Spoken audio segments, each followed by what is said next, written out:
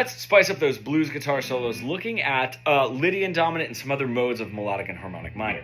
Let's go into this one chord. If I'm in A, I can play a Lydian Dominant or a 7 sharp 11 arpeggio, and it would sound really, really nice. So if I'm in my...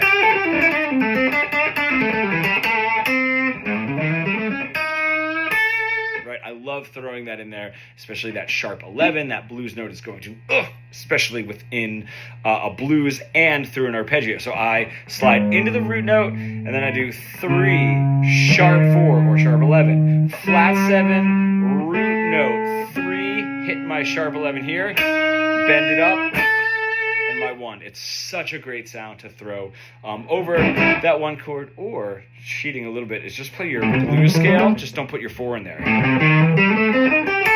Is another really great way to get some attention. Now, if I use that on my 4 chord, Lydian Dominant is the 4 of melodic minor, so we're just playing off of what would be like an A melodic minor.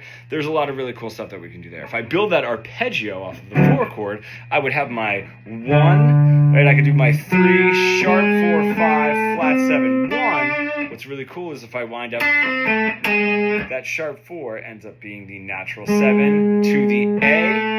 And then when I get there, if I do something like, when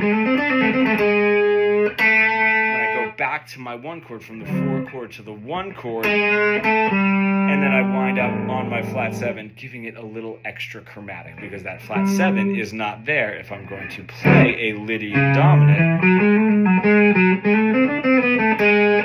over my 4 chord or on my 4 chord.